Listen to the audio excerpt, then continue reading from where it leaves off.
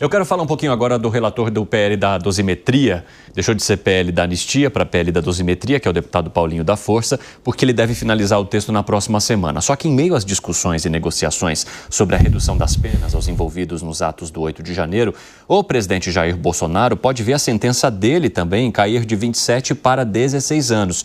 Isso porque o texto deve propor a absorção daqueles crimes. Lembra que essa era uma tentativa da defesa de Jair Bolsonaro e dos outros réus, que golpe de Estado e a abolição violenta do Estado Democrático de Direito tivessem uma absorção de penas e não penas somadas, o que fez subir e muito essa condenação de Jair Bolsonaro. E o que acontece também em relação a essa dosimetria? Já há uma sinalização de alguns ministros do Supremo Tribunal Federal que essa prática seria aceitável. Ou seja, diante de um sinal verde de parte do Supremo Tribunal Federal de que a absorção de ambos os crimes não geraria um questionamento lá na frente, já facilita algum tipo de articulação. Porque o que o deputado Paulinho da Força nos contou e o que ele quer é meio que apresentar um projeto que já tem a grande chance de ser aceito na Câmara e também no Senado. Por isso que ele começou uma articulação conversando com o presidente do Senado, depois conversou com o ex-presidente Michel Temer, que é visto como uma figura muito importante de construção de pontes entre direita e esquerda aqui no país, que tem muito trânsito também com ministros do Supremo Tribunal Federal. E aí eu te pergunto primeiro, Bruno Musa, como é que você avalia logo de cara o Supremo Tribunal Federal funcionar como uma espécie de consultoria nesses casos? De você meio que checar com ministros se aquela proposta seria aceitável, em vez de discutir isso no legislativo, entender que seria possível e depois o negócio começa a andar. Bom, vamos lá. Da forma como eu aprendi, o papel que caberia ao STF, como todos os juristas falam, ser o guardião da Constituição. Pouco importa se você tem um espectro à esquerda, à direita ou no centro. Pouco importa. Supostamente nós estamos falando da última instância, que é o guardião da Constituição, onde ele não deve debater nada adicional entre aquilo que está dentro dos autos. E lá eles decidirem entre eles se vai para um lado, se condena, se não condena, se é culpado, se não é culpado. Não cabe a ele debater com a sociedade, como nós vimos em tantos outros casos. Não cabe a ele opinar para fora do STF. Não cabe aos seus membros pegar um microfone na mão e dizer vencemos aquilo ou perdemos aquilo, ou que determinada pessoa perdeu não a mole. Não cabe a ele dar opinião política dele. É claro que todos os membros, não importa do poder a que ele pertença, todos nós temos os nossos vieses e tá tudo bem, isso é super normal. O que não cabe é, dentro do papel institucional que eles exercem, passarem essa opinião dali para fora, deixar que o critério técnico seja sobreposto pelo seu ideal e pelos seus vieses. A nós não deveríamos sequer saber ou ter ideia do viés de cada um desses ministros. Portanto, entrar nesse debate para o STF, quando temos outros poderes que nasceram justamente para isso, me parece, mais uma vez, um excesso daquilo que é o papel constitucional do próprio Supremo Tribunal Você concorda, Felipe Monteiro? Ô, Cine, eu tenho algumas dúvidas, né? Claro, vai lá, assim, então, por favor. Em abstrato, claro que concordo com o Cine. Cada poder tem o seu papel, né? Cabe ao Poder Legislativo legislar, e se o Poder Legislativo considerar que está tendo um excesso, né, na pena dos crimes contra o Estado Democrático de Direito, então cabe ele fazer todo o trâmite para alterar o Código Penal, não é? E cabe ao STF julgar. No entanto, tem uma nesse caso específico, no caso concreto, quando a gente entra para botar a bola no chão, tem uma fricção entre o Poder Legislativo e o Poder Judiciário, né? Entre o STF e o Poder Legislativo nesse caso específico. Uma medida dessa do Poder Legislativo em alterar a dosimetria da pena ou até da anistia, né, às pessoas que foram condenadas pelo STF, pode gerar no STF aquela ideia de que estão banalizando a decisão do STF. Estão atropelando o STF institucionalmente.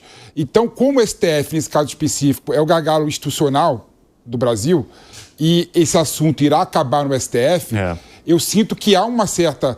Faz parte da política também você analisar e tentar chegar no consenso com todos os poderes que têm uma zona de influência em relação ao assunto. Então, não acho absurdo, nesse caso específico, haver uma discussão, haver uma busca pelo consenso em relação ao STF, que para o STF ver essa questão com bons olhos, né? Então, nesse caso específico, eu entendo, né? Mas também a razoabilidade do que o Musa colocou aqui em achar que é um absurdo o STF participar das questões políticas do Brasil, claro, né? Mas nesse caso específico, eu entendo essa questão. E você, Gani, como avalia? Eu tenho uma opinião muito próxima do PP nesse caso, né?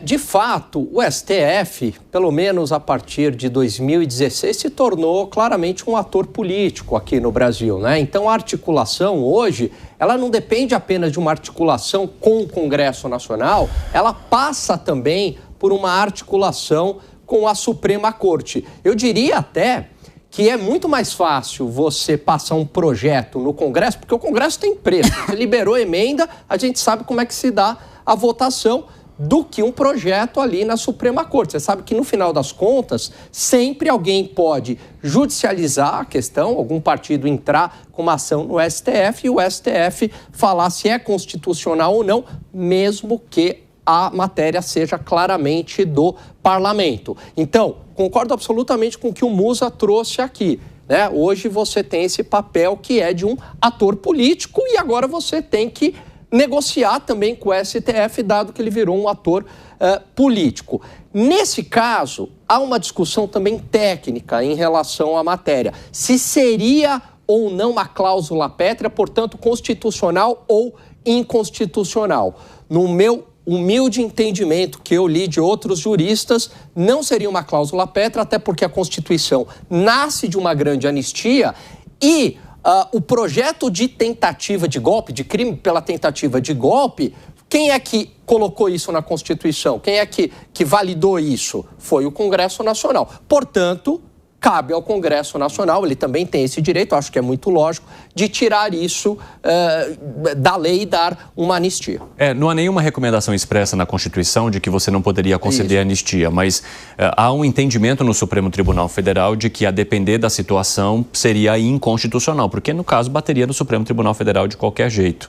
E aí, se você tem um entendimento dos ministros de que isso não poderia acontecer exatamente porque é um crime que atenta contra o Estado Democrático de Direito, lá na frente vai ser derrubado da mesma maneira. Eu acho também que isso tem a ver com isso, essa busca por uma proposta que, digamos, seja palatável para todos. Agora, ô Felipe Monteiro, eu quero saber de você se você concorda com essa possibilidade de se absorver 2 crimes em um só, reduzindo, então, a pena de Jair Bolsonaro de 27 para 16 anos, mais de 11 anos aí de diferença.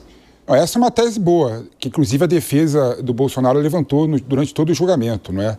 Inclusive, durante o julgamento dos manifestantes de 8 de janeiro, 3 ministros do STF acataram a tese da absorção de um crime no outro, né? O Barroso, o André Mendonça e o Fux, não é? E faz todo sentido no seguinte aspecto, né? Imagina o seguinte, né? Você, primeiro... Qual que é a tese por trás? Primeiro, são 2 tipos penais, né? Tentativa de golpe de Estado e abolição do Estado Democrático de Direito, né? São 2 tipos penais diferentes. Então, para você abolir o Estado Democrático de Direito, você tem que primeiro dar o golpe de Estado. Exato. E acabar com os poderes constituídos. Então, faz sentido você absolver um crime no outro, né?